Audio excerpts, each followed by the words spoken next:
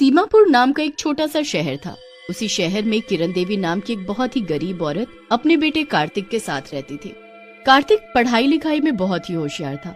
एक दिन की बात है, कार्तिक स्कूल से खुशी खुशी अपने घर आता है और अपनी माँ किरण देवी से कहता है, माँ, पूरे स्कूल में सिर्फ मेरे ही सभी एग्जाम में सबसे अच्छे नंबर आए हैं और मुझे 12th क्लास में प्रथम स्थान मिला है।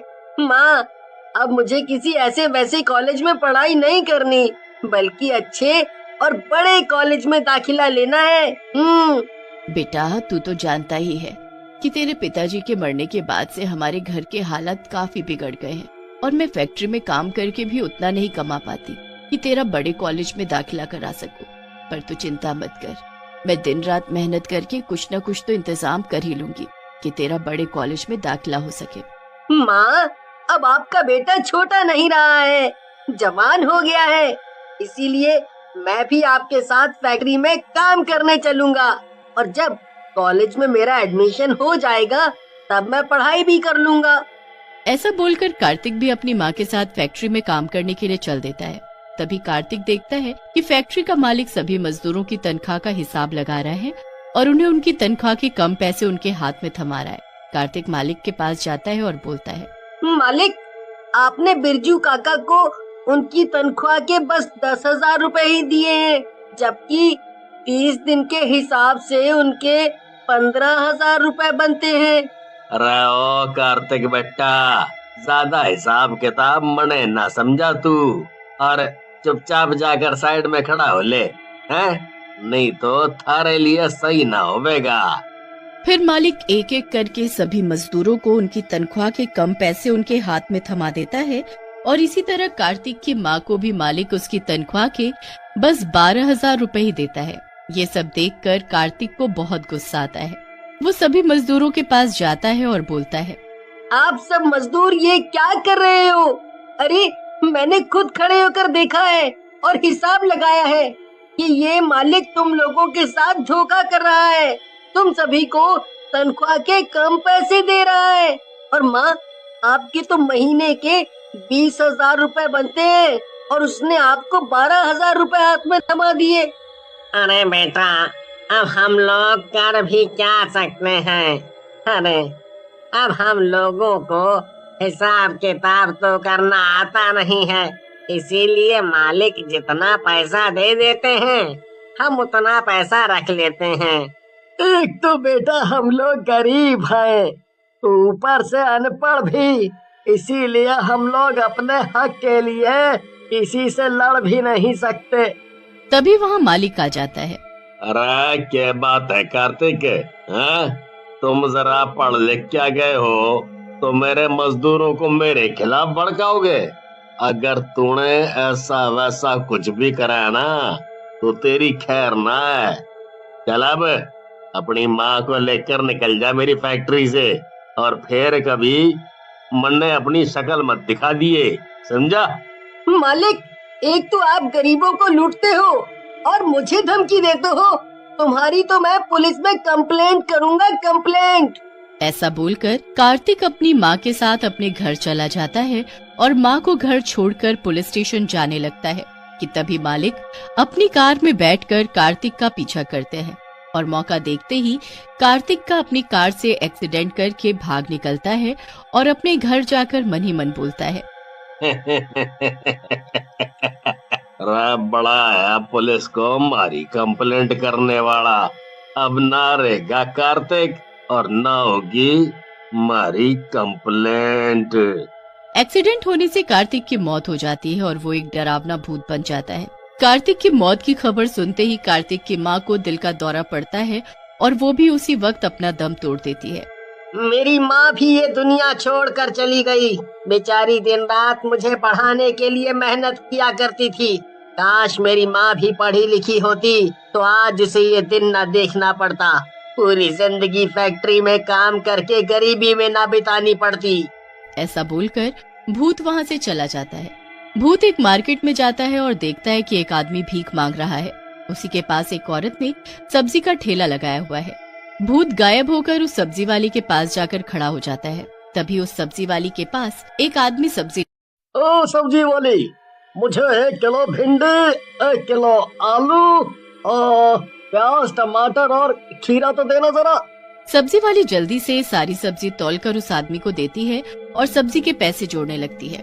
तभी सब्जी खरीदने वाला आदमी उस औरत को 400 रुपए हाथ में थमाता है और बोलता है, ओहो, अरे हिसाब लगाने में कितना टाइम लगा रही हो बहन। ये लो, तुम्हारी सब्जी के 400 रुपए बनते हैं। नहीं साहब, मुझे लगता है कि आपका हिसाब गलत है।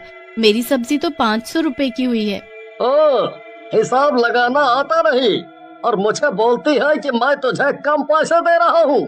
चल अब पकड़ अपनी सब्जी के 400 रुपए। हाँ। ऐसा बोलकर वो आदमी सब्जी लेकर वहाँ से चला जाता है। भूत ये सब देखकर बड़ा हैरान होता है और वहाँ से चला जाता है। और जैसे ही रात होती है तो भूत गरीब और अनपढ़ लोगों को उनके घर से गायब करके अपने साथ ले आता है। सभी लोग अपने आप को एक सुनसान जगह पर इस तरह से अचानक देखकर काफी घबरा जाते हैं कि तभी उन सभी को अपने सामने एक डरावना भूत दिखाई देता है। सभी लोग काफी डर जाते हैं और भूत को देखकर चिल्लाने लगते हैं।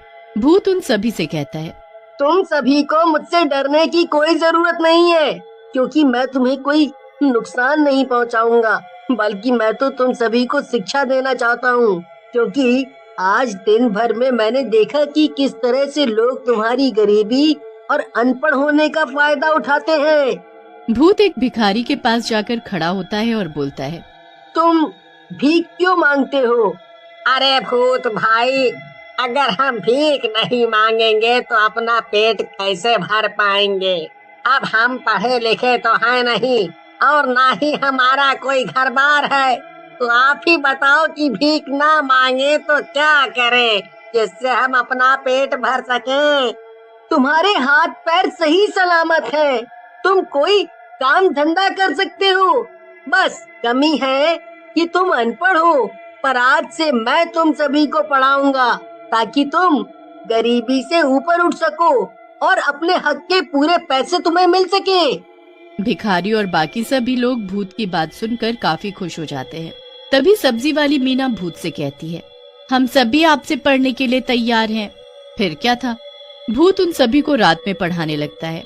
वो भिखारी हो या फैक्ट्री में मजदूर या फिर गली गली कूड़ा बिनने वाला, वे लोग पूरे मन से भूत से पढ़ने लगते हैं। भूत को भी उन सभी गरीब लोगों को पढ़ाने में काफी अच्छा लगता है।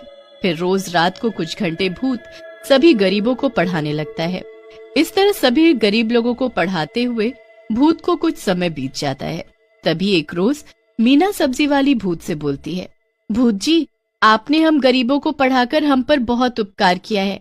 पता है भूत जी, मेरा बचपन से सपना था कि मैं खूब पढ़ाई लिखाई करूं, पर माँ पिताजी ने गरीबी के कारण मुझे स्कूल नहीं भेजा, क्योंकि उस समय में भी स्कूलों में अपने बच्चों को पढ़ाना गरीबों के बस की बात नहीं थी। स्कूलों की फीस इतनी ज्यादा थी कि हम जैसे गरीब लोगों के घर 1 महीने का राशन भर जाए। पर आपने हमें मुफ्त में शिक्षा देकर हम गरीबों पर बहुत बड़ा उपकार किया है। तभी भूत की नजर पास में बैठे भिखारी पर पड़ती है, जिसे देखकर भूत बहुत ही हैरान होता है और भिखारी से कहता है, अरे कल तक तो तुम सड़कों पर भीख मांगते थे, पर आज तुम्हें यूं सूट बूट में देखकर मुझे बहुत हैरानी हो रही है। आखिर ये चमत्कार हुआ तो हुआ कैसे? भूत जी, अब मैं कोई भिखारी नहीं रहा।